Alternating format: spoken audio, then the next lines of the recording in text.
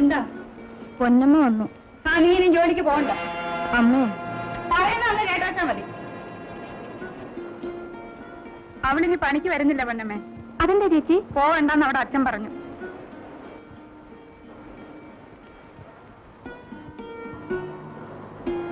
പൊന്നമ്മേ വരൂ.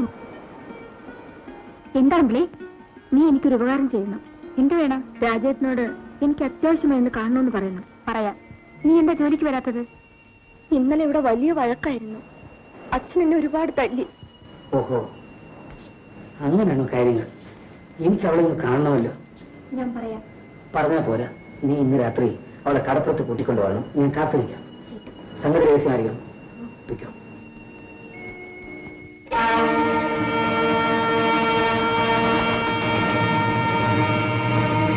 ഞാൻ ജീവിച്ചിരിക്കുകയാണെങ്കിൽ അവനും അവളും തമ്മിൽ ബന്ധപ്പെടാൻ ഞാൻ അനുവദിക്കില്ല. മുതലാളിക്ക് വിരോധമില്ലെങ്കിൽ ഈ ബന്ധം ഞാൻ ഇന്ന് കലക്കിത്തരാം. എങ്ങനെ? അതിന് വഴി ഞാൻ കണ്ടിട്ടുണ്ട്. മുതലാളി ഒന്ന് അനുവദിച്ചാൽ മതി. കൃഷ്ണൻകുട്ടി എന്ത് വേണമെങ്കിലും ചെയ്തോളൂ, പക്ഷെ ആർക്കും ഒരു സംശയം ഉണ്ടാകരുത്. അത് ഞാൻ ഏറ്റു. മുതലാളി ഒരു കാര്യം ചെയ്താൽ മതി. ഇന്ന് രാത്രി രാജൻ പുറത്തു പോകരുത്. പുറത്തിറങ്ങിയാൽ അവന്റെ കാലും മുട്ടി ഞാൻ തല്ലുപിടിക്കും. എന്നതാ സാറേ അത്യാവശ്യം? ലോകത്തെ ഇന്ന് രാത്രി തന്നെ കൊണ്ടൊരു കാര്യം. എന്താ സാറേ? അതൊക്കെ പിന്നെ പറയാം. താൻ റെഡിയായിരിക്കണം. പിന്നെ വേറെ പരിപാടിക്കൊന്നും പോയിക്കളേ. അയ്യോ കൊള്ളാം, സാറ് പറഞ്ഞ അതിനപ്പുറം എനിക്കെന്ത് പരിപാടി? Lopez ready.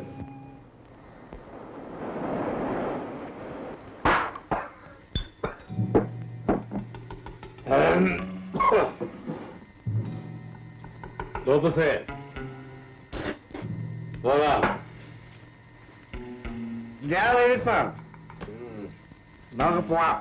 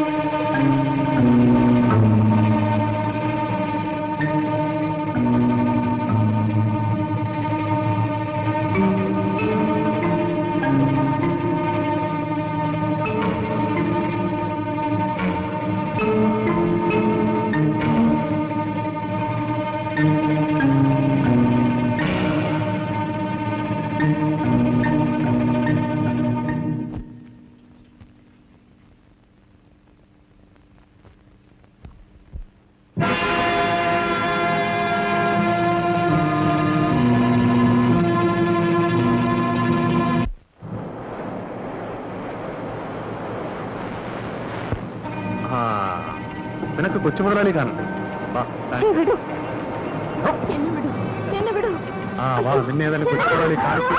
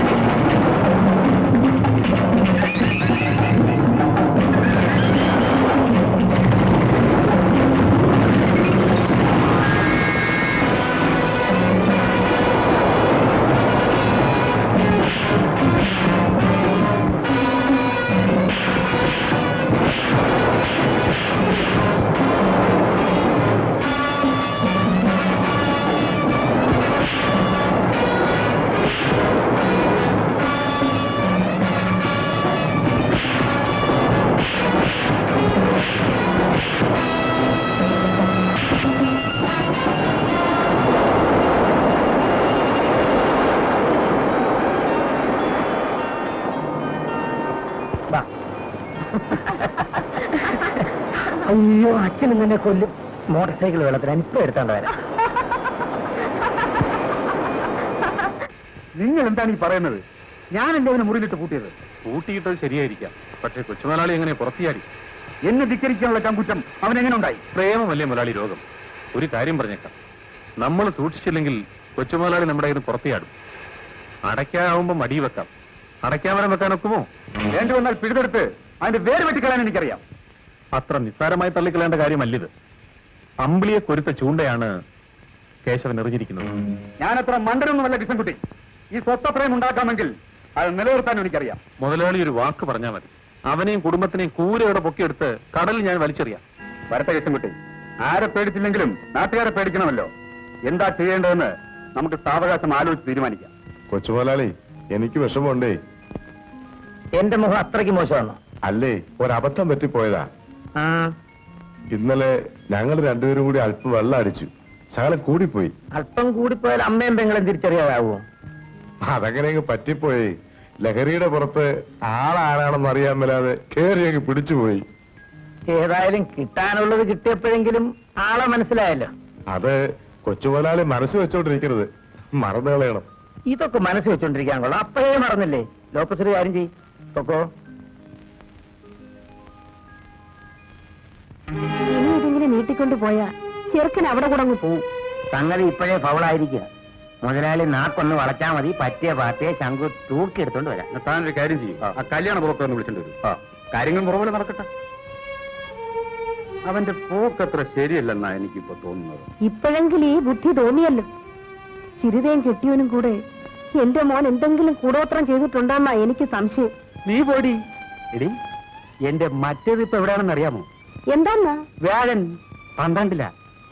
ദൈവം തമ്പുരാൻ വിചാരിച്ചാൽ പോലും അച്യുതനെയും കുടുംബത്തെ ഒരു ചുക്കും ചെയ്യാൻ പറ്റില്ല. എന്താ ശങ്കുപിള്ളേ? അയ്യോ, മാങ്ങ ഉപ്പയുടെ ചൊട്ടിപ്പോകും. കാശിനൊക്കെ വലിയ ബുദ്ധിമുട്ടായിരിക്കും. വിളിച്ചെന്തിനാന്ന് പറ. ഒരു ചെറിയ ഫൗള് നടക്കാൻ പോവാ. ഞാൻ അറിഞ്ഞിട്ട് പറഞ്ഞില്ല എന്ന് വരുന്നല്ലോ. എന്താ കാര്യം? കൊച്ചുമുതലാളുടെ വിവാഹം ഉറപ്പിക്കാൻ പോവാ. അതിലിപ്പോ ഞാൻ എന്താ വേണം? അല്ല, നമ്മുടെ കുഞ്ഞിനെ തഴിഞ്ഞേച്ച് ആലോചിക്കുന്നത് ഫൗളാണെന്നാ എനിക്ക് തോന്നുന്നത്. നേരും നുറി ഇല്ലാത്തോണ്ട് ചെറുക്കനെ എന്റെ പെണ്ണിന് വേണ്ടടോ.